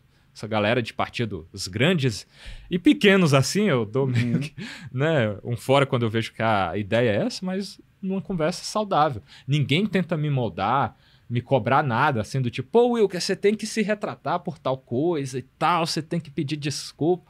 Não, cara, não tem isso, a gente conversa. O PL me chama para fazer parte de um evento e falar. Tive agora, segunda-feira, em Goiânia, né? Até o dia que a gente gravou na rádio lá, uma entrevista também, né? Em Goiânia eu tive a noite no PL Jovem de Goiânia, falando sobre a minha trajetória num lugar onde, a princípio, todo mundo deveria me odiar pelo meu histórico de cobranças ao Bolsonaro. Olha o que a gente está conseguindo construir em torno de pautas na direita. E aí a direita alternativa, da qual eu sempre fiz parte ali, tentando construir algo diferente, né? Pô, a gente pode ser de direita desse jeito aqui, ó. Não precisa ser só bolsonarista. Essas pessoas me batem hoje por tentar construir uma união em torno da pauta. Da pauta, não é nem do Bolsonaro. É da pauta. Combate à doutrinação nas universidades, na educação de forma geral. É complicado, cara, mas felizmente, no geral, o custo-benefício tem sido mais saudável do que doente, do que negativo. Eu acho que a direita tá aprendendo muito e está se encaminhando para o caminho correto. Show. Ainda mais nessa parte política, a gente conversou anteriormente, você já falou em outros lugares, que você visa muito a candidatura a deputado federal, né? Porque você já virou uma figura nacional. Por mais que eu moro em Brasília, o Wilker mora em Brasília, você tem seguidor no Nordeste, no Norte, no Sul, então nada mais natural. E eu concordo também que você deve começar por esse viés nacional. Mas só que a política é de 4 em 4 anos, né? E aqui em Brasília, para quem não sabe, a gente não tem prefeito, não tem vereador, né? Não tem eleições municipais. Isso. São de 4 em 4 anos. Por mais também que você é jovem, por exemplo, em 2026, se acontecer alguma coisa que você não conseguir, você ainda tem toda uma vida, né? A vida política das pessoas começa muito ali pelos 34, 36 anos, 32, né? Mas é muito urgente você ser assertivo. E no meio disso, eu imagino que tem pessoa falando, Wilker, vem como distrital, começa como distrital, vem como federal, vai pro PL, vai pro Novo, vai pro MBL, acho que essa aí não mais. Mas vem por São Paulo, vem por Brasília. E nesse jogo complexo, né? E a política tem muito desses elementos da teoria dos jogos, né? A gamificação. São votos, é uma competição, são cenários, né? São as fases. Será que Brasília está mais fácil para o Wilker do que São Paulo? Será que ele vem para um outro lugar, para o Goiás? Enfim, como você está se posicionando para conseguir ser eleito, ter um sucesso nesse início da sua vida política? Realmente eu não vou mentir, é o que eu falei sobre transparência. Eu pretendo ser assertivo mesmo para vencer. Não é uma jogada de não, mas daqui 4 anos a gente tem eleição de novo. Até porque, cara, eu apanho como ninguém. E eu tô lutando sozinho, é o que eu tô falando. Tipo, as pessoas devem imaginar aí. Felizmente meu psicológico é forte, mas 4 anos de tudo de novo, sendo perseguido. E aí a perseguição aumenta, né? Porque você vai sofrendo derrotas e tal. Será que dá para continuar um trabalho acadêmico igual que eu estou fazendo? Porque agora eu já vou ter que me adaptar. Estou suspenso, estou em vias de ser expulso, vou ter que lutar no judiciário para voltar, depois fazer um novo vestibular se tudo der errado para voltar e me adaptar, ver o que é possível de produzir de conteúdo. Ver como que o judiciário vai entender, o judiciário que é complicado, que a gente falou até sobre a teoria da ditadura do judiciário. Então, cara, é muito complexo, assim. Então, realmente, eu estou jogando para vencer a próxima. Só que eu não estou me vendendo por isso. Eu estou sendo acusado, né, por aqueles que até então era a minha galera, só que nunca me ajudaram, né? Mas era a minha galera, a gente lutava pela causa, só que nunca me ajudaram. Aí hoje eu sou ajudado por bolsonaristas. Olha como essa dinâmica é complexa, né? É Sim. Até estranha, assim, né? A política é muito louca, né? Então, cara, apoio não se recusa. Eu tenho certeza até que essas pessoas, o MBL, digamos, chegue um dia, está criando seu partido, parabéns, algo difícil, meritório. Digamos que consiga ocupar, apesar de eu discordo completamente da estratégia, mas vamos dizer, a longo prazo aí consegue construir o seu espaço. Você não vai trabalhar com o apoio que você precisa para construir e passar suas pautas? Eu acho que vão, né? Vamos combinar. É assim, apoio não se recusa. Então, todo mundo que quer me apoiar, pô, tamo junto, cara. Obrigado aí pelo apoio. Como que você pode me ajudar? E tipo, não tá me cobrando nada para que eu me venda. Não, a pessoa, óbvio, nada é de graça, né? Não tem ninguém altruísta. Will, nossa, que causa linda, eu quero te ajudar, eu sou um cacique partidário, eu quero te ajudar. De ideias, né? Tipo, você pensa isso, eu penso também, vamos... E eu posso crescer a partir disso que você tá fazendo, que dá visibilidade também. Sim. Eu tenho uma influência com a qual eu posso lhe ajudar, a gente pode se ajudar mutuamente e é tudo em torno de um projeto baseado na causa e não no nome de alguém, por exemplo. Não, venha... todo respeito aí, muita gente tem essa pauta. Vem adular Bolsonaro comigo. E não é nem assim, porque nesse jogo eu adulo mais Bolsonaro do que você. É um tentando queimar o outro, inclusive, né?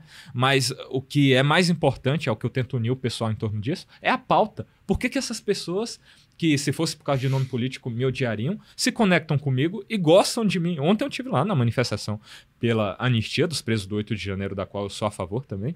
Eu estive lá, ovacionado pelos bolsonaristas. E tipo, muita gente odeia aí, porque quer disputar politicamente e tal, porque essas pessoas se conectam comigo não pelo Bolsonaro, mas pela nossa pauta de direita, de combater a dominância de esquerda na universidade. Então, cara, dentro do meu limite, do que eu posso fazer, eu acho isso algo muito especial, divino, transcendental mesmo, algo que não tem explicação. Tipo, olha o que a gente está fazendo, cara. A gente conseguindo aglutinar parlamentares também para apoiar a causa. Tipo, pô, o trem tá andando, entendeu? Então, pô, toda a galera que quiser me apoiar aí, onde for mais interessante, dentro do que a direita vai decidir e no que eu puder contribuir também para 2026, que é a nossa principal batalha, a gente precisa voltar com o nome de direita ao poder, ao governo federal, presidência da República, né? Eu tentarei construir junto essa união da direita, é o que eu tento fazer, e felizmente a gente parece estar se encaminhando bem para isso. Então, só para matar a questão, como é que você está se posicionando? O partido ainda está em aberto, mas de fato você definiu que é deputado federal, e sobre essa coisa de você vir para São Paulo, Brasília, ou outro estado, como é que você vê isso? É por Brasília mesmo? De momento, resumidamente, deputado federal por Brasília. É porque eu não vou cravar, né? Porque tudo muda tão rápido. Mas se... estrategicamente, às vezes, pode aparecer, né? E como é o que eu falei, a gente conversou aqui, né? Você introduziu o assunto. Não é uma eleição para se perder. Um distrital é mais garantido, porque eu acho que 30 mil votos já dá para garantir uma cadeira. Putz, um dos mais votados. Pois é. O mais votado da história do DF fez 50 mil na passada. Então, 30 mil você se elege fácil dentro das 24 cadeiras que tem aqui. E, modéstia à parte, eu acho que 30 mil eu faço com certa facilidade, assim, não deve ser tão difícil. Então, seria uma cadeira mais garantida, distrital. Mas não daria para eu trabalhar a pauta que eu trabalho, né? Educação. Porque dizem que, não, eu tô só lacrando. Cara, você nacionalizou muito, né, os seus interesses, assim. Não é sobre Brasília, né? Sobre o país mesmo, né? Então seria algo mesmo só para me blindar, porque é preciso, com a vitória também, para você ter um mandato e ter autoridade de fiscalizar, que já ia ser um problema, porque é distrital, e a UNB é uma universidade federal. Então tem o NDF, que recentemente foi inaugurada aqui, que é a Universidade Pública Distrital, que a gente tem poucos cursos lá, inclusive. Então daria para você trabalhar de forma mais restrita essa pauta educacional. Então, por isso... o principal interesse no cargo de deputado federal. Mas é isso, de momento, deputado federal por Brasília, partido em aberto. Perfeito. Vamos voltar, a gente está perto de encerrar, vamos voltar à segunda parte daquele pinga-fogo. Vou botar alguns nomes, eu queria a sua opinião sobre eles, beleza? Primeiro, Tarcísio. Qual a sua visão sobre o Tarcísio? Cara, eu gosto do Tarcísio, do governo que ele tem feito, do mandato dele lá à frente do governo de São Paulo. Eu acho que segurança pública ele está trabalhando muito bem. É óbvio que ninguém é perfeito. Vão falar, mas Operações na favela matando Candidato da Veja. Tipo, cara, pelo amor de Deus, isso não é nem provável, isso é narrativa da esquerda também, né? E tem algumas pessoas do bolsonarismo também que veem ele com maus olhos, mas eu acho que ele é um nome ideal para aglutinar. Tanto quem é bolsonarista quanto quem não é, ele não tem essa rejeição bolsonarista como um nome ligado, ou o próprio Jair Bolsonaro é um nome ligado a ele, né?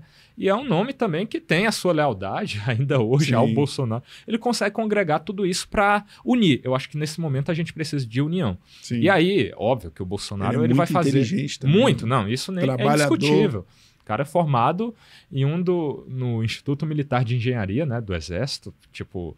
Um dos cursos superiores mais difíceis para se ingressar. Ele é formado lá. Mas, dentro dessa lógica do que a direita vai fazer em 2026, o Bolsonaro precisa dar o seu respaldo, claro, né?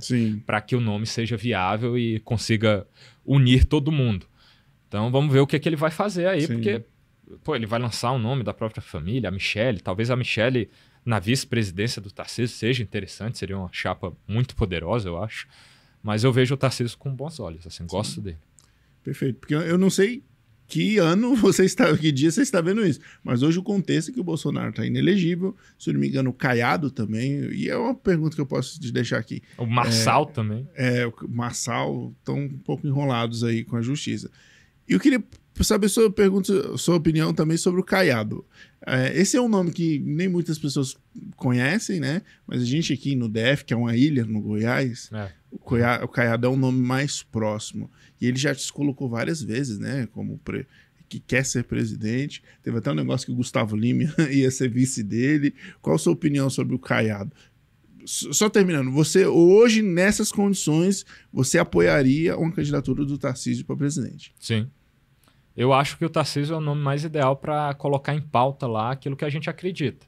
E unir, óbvio, né? Para colocar lá, ele precisa ser eleito, né? Unir essa galera, ser um nome forte para bater de frente aí com Lula ou o indicado dele.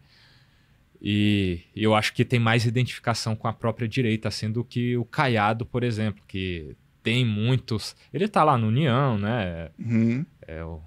Um partido complicado, né? Igual a gente já falou aqui. E ele tem um bom governo pro Goiás, né? Na segurança pública, o pessoal... Eu tava lá em Goiânia agora, né? Falei para vocês segunda-feira. O pessoal do PL lá, que não gosta dele, tem que reconhecer que em segurança pública ele manda bem. Ele dá o respaldo necessário para que a Polícia Militar do Estado de Goiás faça um bom trabalho. Sim. E é reconhecida por isso até pela esquerda como uma polícia de excessos, né, de exagero e tal, porque promove segurança para valer mesmo, como tem que ser. Vagabundo você tem que tratar na base, não do excesso, não vou colocar nesses termos assim, mas na base do rigor mesmo, do rigor da lei. Para o vagabundo, o rigor da lei, é nisso que eu acredito. Então, nisso ele manda bem, né? Mas seria um nome também que, se fosse o consenso da direita, teria o meu apoio também, com certeza. Perfeito. E qual a sua opinião sobre o Luiz Inácio Lula da Silva? Cara, assim, para falar em termos não passíveis de processo, né? É um ex-presidiário, para ser bem educado, litúrgico com o cargo que ele ocupa hoje, né? Um ex-presidiário. Então, disso a gente já parte da premissa de analisar quem é esse cara. O cara foi condenado, corrupção passiva, lavagem de dinheiro, e não algo como é o que o STF faz hoje, para julgar ao seu modus aí o que ele julga ser um atentado à democracia, pegando para si a competência primária, que seria da justiça de primeira instância, para fazê-lo. Então, o Lula passou por tudo isso. Desde o Sérgio Moro lá, que diz, não, um cara parcial e não sei o quê. Depois o STF até validou isso, sendo que foi testado várias vezes essa tese e o STF sempre disse que não. A vara é a de Curitiba e o Sérgio Moro é um juiz imparcial. Aí depois mudou todo o pensamento, né? Mas o Lula foi julgado lá, teve a oportunidade de revisão no Tribunal Federal, lá da 4ª Região, TRF4, aí depois STJ, aí o STF, e tudo era discutido no meio do caminho com o STF também. Chegavam recursos, agravos que iam parar lá no STF. Então, foi um processo muito correto. Todo o direito de defesa, a amplíssima defesa, foi dada a ele. E esse cara foi preso. Aí depois se faz todo um arranjo de perseguição à direita e de descondenação do condenado. E aí a gente está onde a gente está hoje. Tipo, cara, não tem como respeitar um cara desse nessa posição só por isso, sem falar de todo o resto, mas só por isso. Cara. Sim. Você enxerga hoje uma liderança da esquerda que possa substituir Lula? Você vê o Lula em 2026 muito forte? Eu acho que a chance dele ser reeleito é muito grande, né? Eu não sei, novamente, quando você está vendo esse vídeo, mas o contexto que a gente está hoje, que o Lula teve aqueles problemas, né? Cirurgia na cabeça, e hoje parece que o velho está muito bem. Parece que ele está pronto para outro. Não sei se ele vai chegar até lá. Mas a esquerda parece ter uma crise de liderança. Sim. Haddad tentou, não emplacou. Muita gente culpa, né, a eleição do Bolsonaro porque o candidato era fraco, o Haddad. Boulos vem, faz uma firula, volta. Como é que você vê esses inimigos ideológicos, né, esse pessoal que quer sua cabeça na UNB, como é que eles estão se articulando e quais são os perigos que você consegue perceber? E as oportunidades para bater esse povo em 2026? Aí a gente tem que separar, porque a esquerda é muito segmentada nesse sentido, apesar de fazer o que está faltando na direita, que é na hora do vamos ver se unir independente das diferenças. Mas a esquerda universitária... Isso aí foi um elogio à esquerda, eles conseguem fazer. Sim. Quem fecha com o PT, rapaz... Tá garantido. Eles vão aglutinar em torno do nome que for necessário ali. Mas a esquerda universitária é uma parada, é uma esquerda radical de acordo com a denominação que eles próprios dão a eles. Eles nos chamam de extrema-direita, mas eles são a esquerda radical. Tipo, como assim? Vocês são a extrema-esquerda, então. Vocês estão se dizendo radical. Radicalismo é extremismo. E é nesse sentido, de que eles querem uma revolução, eles de fato acreditam nisso. Os nossos grandes universitários aí vão fazer uma revolução comunista no país. Pegar em armas a menina magrinha do cabelo azul, de sovaco cabeludo ali, e dar um golpe no Brasil. Eles acreditam de verdade nisso. Sim. PCO, UP, PCBR, esses partidos comunistas aí acreditam nisso. Então eles tentam o projeto de poder deles, mas não elegem nem vereador. Mas eles continuam trabalhando no âmbito da universidade, o movimento estudantil, esses partidos minúsculos. Tem um soft power muito grande, né? Culturalmente. Culturalmente, eles dominaram culturalmente aquilo que a gente discutiu. Só que a esquerda de forma geral, né? Uma parada que aí transcende. A gente está segmentando agora em questão partidária de nomes, né? Mas a cultura e os espaços de poder, eles estão lá entranhados em tudo isso. Mas questão partidária é isso. A universidade é uma coisa e a esquerda mais partidária, fisiológica, assim, é outra. É tipo com o Lula ali. Tanto é que essa galera da universidade vai dizer que o Lula é um liberal. O Lula é um apoiador dos banqueiros ali, um liberal mesmo. Vão chamá-lo dessa forma. Quase um cara de direita. Só que menos ruim que o Bolsonaro, por isso aglutinam nele. Mas para a sucessão do Lula, assim, o PT, óbvio que não vai querer perder essa oportunidade, vai tentar emplacar alguém do próprio PT. Só que só tem gente fraca e velha lá, né? Não tem uma liderança assim para o futuro mesmo. Tipo, talvez tentem levar o Boulos para lá. O Boulos tem essa cara mais...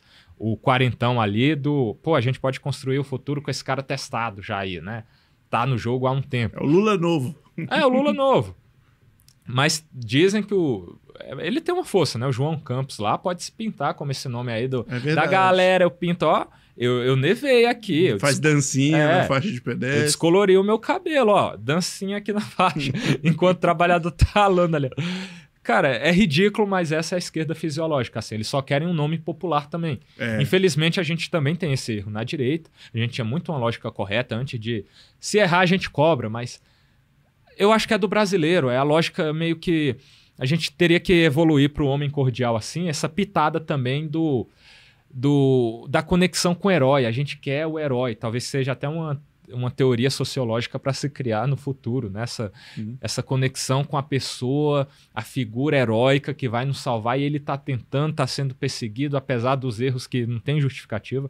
Eu acho que até o Bolsonaro hoje deve se arrepender de um Cássio Nunes da vida no STF. Tipo, o STF, uma vaga, uma indicação para o STF, é uma das coisas mais poderosas que você tem enquanto presidente da República, para colocar alguém, não alguém que vai te dever favor e tal, mas alguém alinhado com você mesmo. Se é assim que funciona hoje, a gente pode estudar a melhor forma, testar alguma coisa, é concurso público, o que é. Sim. Mas hoje é isso. Então, você enquanto presidente... Todo juiz tem viés, né?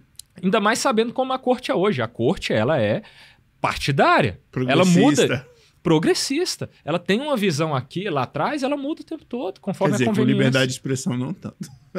Pois é, a gente que determina. Eles, mas se né, você vê que em 2026 está favorável, assim, para o pessoal que compartilha dos mesmos pensamentos de você conseguir um resultado expressivo nas urnas. Sim, a direita, sim. Você não está tão pessimista nesse Não, eu acho que a gente vai vencer, inclusive, a presidência, se acertarmos nisso. União. É um nome forte que consiga aglutinar. E isso depende de maturidade do Bolsonaro. Maturidade do Bolsonaro. Tipo, ele vai... Fala um pouco mais sobre isso. Assim, ele vai ter a maturidade necessária. E assim, não é nem fazendo crítica, é fazendo conjectura mesmo abstrata. Sim, tipo, sim. Ele vai ter a maturidade necessária para apontar o dedo, que ele tem essa responsabilidade muito grande mesmo. E é quase impossível, né? Para que ele seja reabilitado à eleição, obtenha sua elegibilidade de novo, ele vai ter a maturidade necessária para apontar um dedo para alguém que não seja da família dele, para ser o presidente. Porque ele pode tentar, talvez, a melhor hipótese ali dentro da família, do conglomerado bolsonarista. Não, eu acho que hoje é a Michelle. Porque a Michelle tem esse apelo com cristã, né? Evangélica e consegue ter menos rejeição, eu acho, do que os filhos dele. O Eduardo Bolsonaro não é um cara muito carismático assim também. Ele parece não ser muito do trato. Nesse momento ele está exilado nos Estados Unidos. Né? Então, vamos ver. Só que eu acho que... Assim, quem sou eu, né, para falar o quê? Mas eu tenho a minha visão e gostaria de contribuir nesse sentido, né? Que o ideal seria colocar como presidente um nome que consiga aglutinar mais nesse sentido até de trânsito com o Centrão. É necessário isso, né? De um jeito positivo, que vá nos trazer apoio para passar pautas e ele tem se provado o cara que está fazendo isso no governo de São Paulo é o Tarcísio. Então talvez a Michelle devia... Vai saber, cara. Infelizmente, é o que eu sempre digo. O mundo ideal, que a gente consiga construir algo melhor do que isso, ele simplesmente não existe. Quem é o nome? Ele sequer existe. Antes a gente tinha a alternativa do Moro, o cara da Lava Jato e tal. Apesar disso, não se construiu nada. E teve que aderir a essa lógica, porque a gente adere à lógica do que é o eleitorado. O eleitorado hoje é esse. Como que você vai trabalhar esse eleitorado? E as pessoas que estão nas posições de poder, para passar o que é preciso? Então, você tem que ter aliança com essas pessoas, porque você não vai ter com o cara do PSOL, o cara da esquerda. Então, se eu quero trabalhar a educação, por exemplo, eu preciso aglutinar essas pessoas que acreditam no que eu estou fazendo, né? E que querem passar as mesmas coisas que eu. Então, é meio que por aí, mas tudo depende da maturidade do Bolsonaro para fazer a melhor escolha. Né? Perfeito. A última pergunta, antes das considerações finais, eu não quero te botar em polêmica, tá? Mas eu acho que, nesse momento, é um pouco...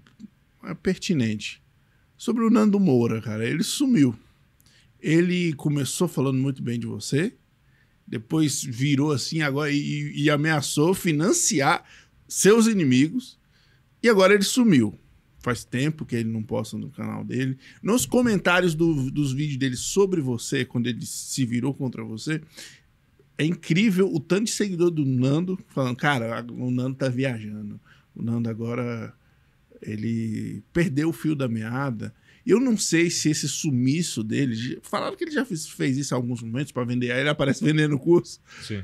Mas dizem amigos dele, né? O próprio Brigadeiro, né? Que não é tão amigo próximo assim, mas é um amigo dele. Falou que não, que dessa vez é diferente. Você vê isso como uma página passada? Você acha que isso ainda tem muita lenha para queimar? E em retrospecto, né? Faz aí o quê? Uns 4 meses desde o ápice dessa discussão entre você, mas dele, né? Que ele te confrontou muito fortemente, empregou ali seu canal, suas faculdades mentais, seu tempo, né? Para fazer esses vídeos. Como é que você avalia em retrospecto toda essa situação? Cara, como um erro gravíssimo de trajetória dele mesmo. O cara muda de opinião assim como quem troca de roupa. É incrível, ele tinha... vídeos de apoio, ele fala o tempo... Assim, eu acompanhava muito ele, né? Ele falava em toda oportunidade que tinha sobre educação, a importância do Escola Sem Partido, Miguel Najib e tal. Aí depois virou inimigo do Najib, do Escola Sem Partido, do que eu faço, que é a escola... Não, assim, a escola sem partido seria para tornar o mundo ideal de tecnicidade, ausência de questões partidárias dentro de sala de aula e tal, mas eu estou apresentando um contraponto ali, questionando isso e fazendo algo que seria essencial para colocar a escola sem partido em pauta de novo, né? Aí o cara se voltou contra tudo isso, que ele acreditava até ontem. Fora todas as outras coisas, até intervenção militar, que ele era a favor também. Tipo, derrubada do STF por meio de intervenção militar. Tem vídeo dele aí. E o cara vira a chave assim. Tudo bem, você pode evoluir a mentalidade. E isso é ok. Você tem que lidar com a realidade. Só que você tem que ter uma justificativa plausível. Muito volátil, né? Agora, nesse sentido assim, comigo mesmo... Até o primeiro vídeo que ele grava falando sobre minha atuação na universidade. Pô, o Wilker Leão, um cara que eu gosto bastante e tal, tem feito um trabalho importante aí de questionar os professores na universidade. Tá aí, é só assistir. Foi o primeiro vídeo dele falando sobre mim nesse momento. Sim. E falando sobre mim assim também, porque nunca me ajudou em nada, só fala quando eu tô muito no hype e é inevitável não falar de mim. Só que aí ele veio dizer sobre a possibilidade de eu ser preso, que eu ia me dar mal. E aí ele meio que quer ser sempre o são avisão, né? Tanto é que pegou essa pecha nele aí. Que ele quer avisar o tempo todo. Olha, cuidado aí, eu tô te avisando e tipo, tal. O monarca, eu avisei. É bom você adotar o caminho que eu tô te indicando, porque senão, cara, você vai se dar mal e eu tô avisando. Sendo que são paradas meio que óbvias assim. Eu posso ser suspenso, a universidade pode me perseguir? Eu posso ser até preso? Posso, só que aí eu estou apresentando. Acreditem no meu potencial, eu tenho uma tese jurídica forte. Olha aqui, Nando, a minha tese é essa e tal. Vamos aderir a ela, cara, mais ou menos nisso. Gosto muito de você também, pô, te acompanho pra caramba e tal. Vamos embarcar nessa, mais ou menos isso, o resumo da coisa, né? De uma forma super cordial com ele. Ao vídeo seguinte já é descendo pau em mim, me xingando mesmo, naquele perfil dele, de xingar todo mundo, né? Felizmente o apelido que ele me deu foi Wilquinho, né? Uma parada mais agradável, assim, não, né? Um bonequinho, né? Não é uma parada tão pesada assim, né? Mas que já demonstra o viés dele em relação a você. Você virou inimigo a partir de agora, sem motivo nenhum. Então, aí chegou no ápice, no cúmulo ali, óbvio, né, de ele falar que vai pagar professores e alunos, vai me representar no CPF dele próprio ao Ministério Público Federal, porque é um grande absurdo que eu faço. Sendo que no final das contas a gente descobre ali pelo próprio vídeo dele, que ele sequer consegue esconder, que ele está se apegando a uma questão pessoal de que o pai dele foi professor da USP, a família dele de professores, sempre foram de professores. Que ele também é professor. Ele é professor de música. Aí ele está se colocando no lugar de um professor esquerdista que está deturpando completamente a lógica nobre da atuação docente, que é nobre.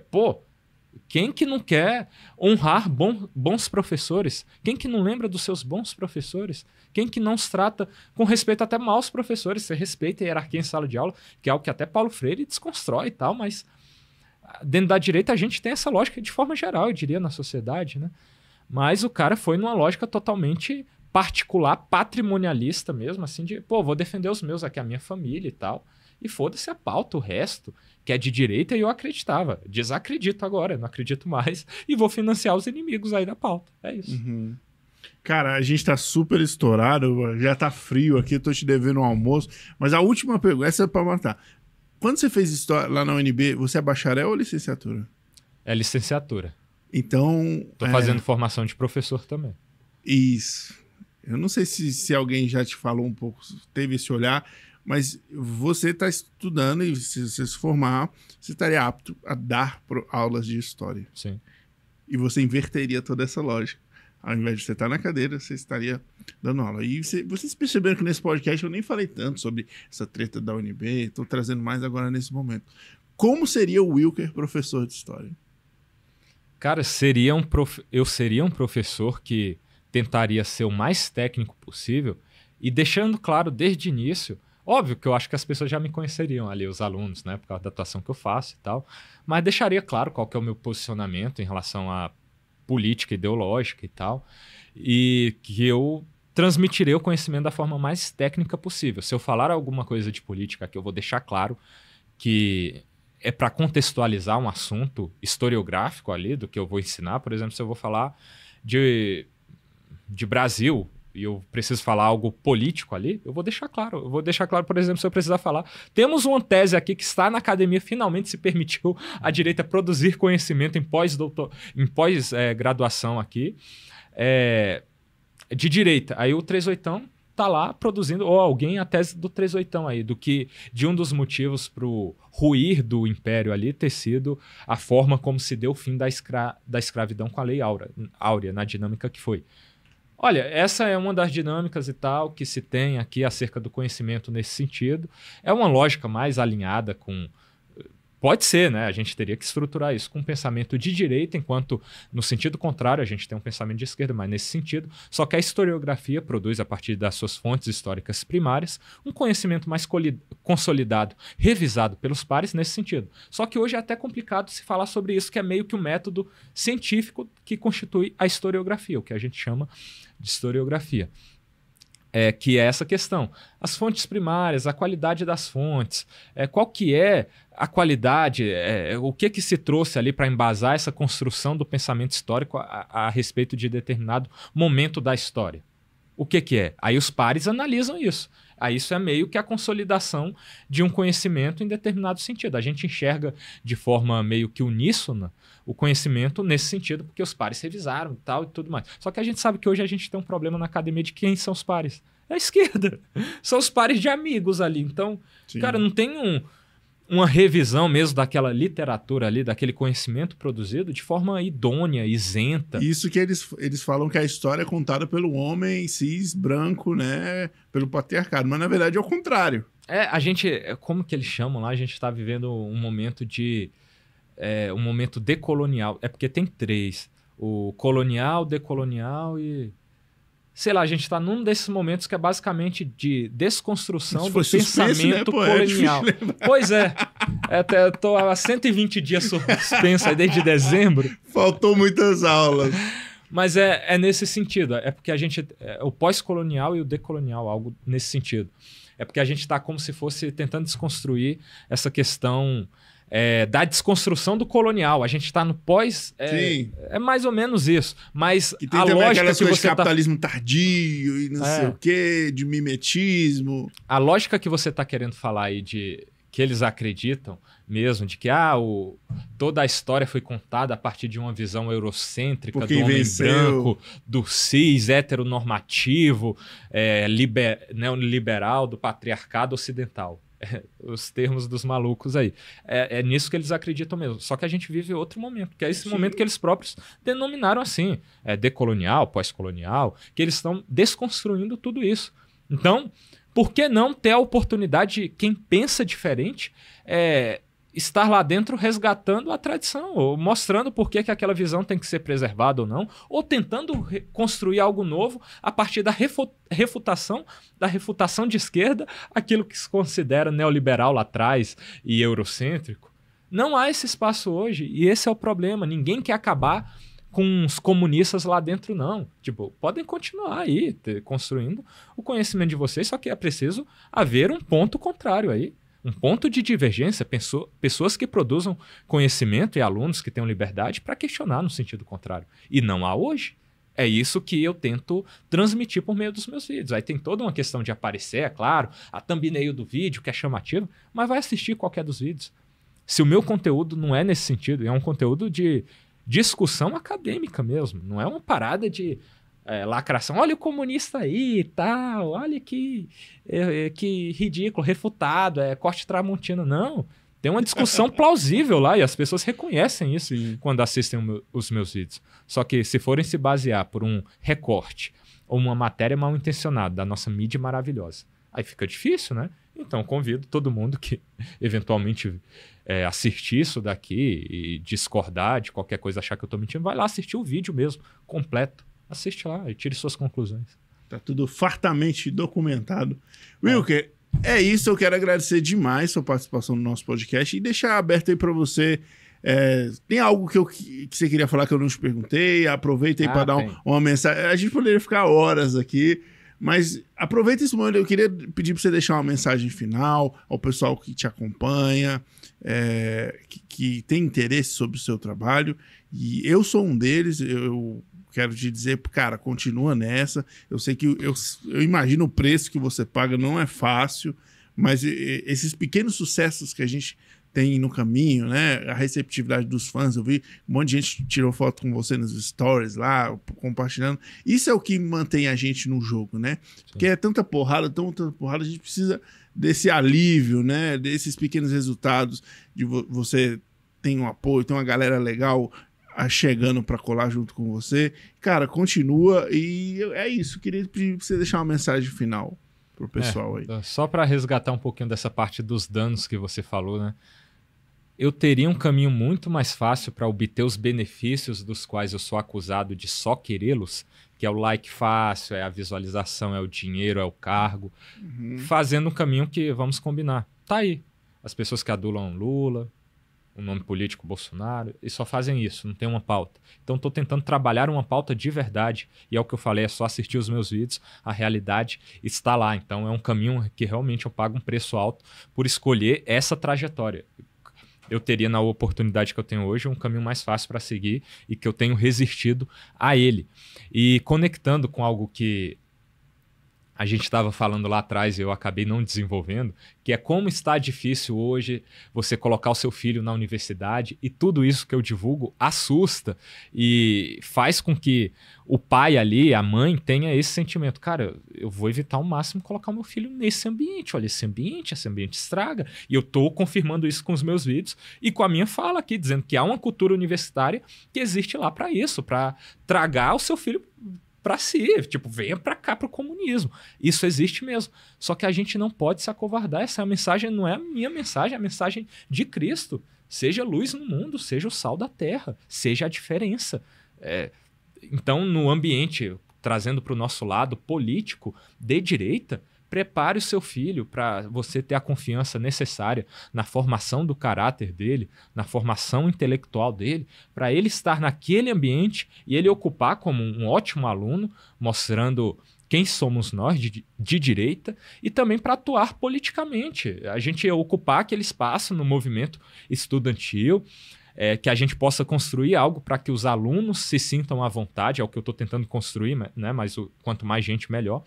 Para que se sintam à vontade para poderem questionar de todos os lados, para que a gente tenha professores que sejam de direita também. A gente não tem professores comunistas, por que não ter professores de direita? Só que aí a gente precisa de toda uma mudança legislativa, que é preciso de alguém lá com a coragem necessária e o empenho e a pauta também para ser trabalhada de mudar tudo isso. É uma batalha árdua, é o que eu falei para vocês, artigo 206 da Constituição dá autonomia para a universidade fazer o que quer. A gente precisa de uma PEC aprovada por 3/5 em 2 turnos em ambas as casas do Congresso Nacional, Câmara, Senado. É dificílimo, é difícil. E antes você tem que conseguir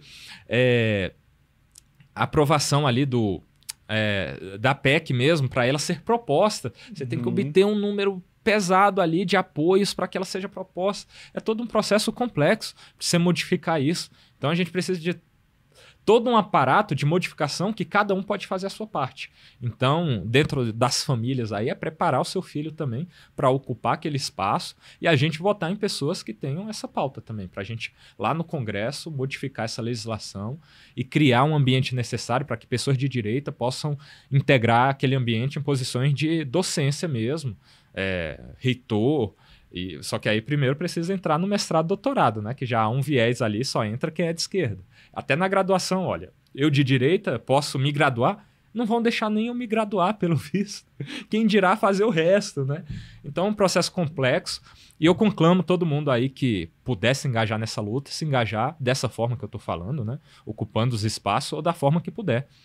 De momento, me ajudando já é fundamental. Seguindo lá nas redes, assistindo lá no meu canal, se inscreve lá no canal, Wilker Leão no YouTube, Wilker Leão no Instagram, você encontra fácil, é o verificado que tem lá, tem várias contas, mas a minha é a verificada. E é isso, eu acho. Obrigado pelo apoio de todo mundo, obrigado, Denver, pela oportunidade aqui, e eu acho que a gente tem que colocar o máximo possível em pauta, unir as pessoas que estão em torno desse sentimento assim, em relação à educação, em torno da discussão disso. E agradeço pela oportunidade. Show, eu que agradeço. Rapaz, você tem meu voto, viu? O Wilker Leão para presidente. O bom é que você tá novo, né? Tem uma frase que diz assim, uma das formas de você vencer é você simplesmente não morrer, se manter no jogo. Porque seus concorrentes, eles vão padecer em algum momento. Sim. E você tem uma trajetória inteira pela frente, isso é maravilhoso. Saber que a gente só está no começo desse fenômeno aí, o Wilker Leão. A gente quer agradecer a todo mundo que ficou até aqui. Se inscreva no canal, deixa o seu like, manda os comentários. Você gosta de ler comentário no YouTube? Gosto, Ele viu? lê. Nossa, sou cracudo de comentário. Comenta aí. E é isso, pessoal. Fiquem ligados para os próximos podcasts aí. A gente sempre está tentando trazer pessoas de referência, grandes bastiões mesmo da internet, da opinião, pessoas que se posicionam aqui nesse canal. Acompanhem lá o Wilker, ele já colocou todas as redes sociais. Eu vou colocar aqui embaixo também todos os links para vocês, beleza? Valeu, Wilker. Mais uma vez, gratidão. E a gente vai ficar... Gratidão não, isso é coisa disso. Gratiluz. Gratiluz. Gratiluz. É isso. Valeu, pessoal!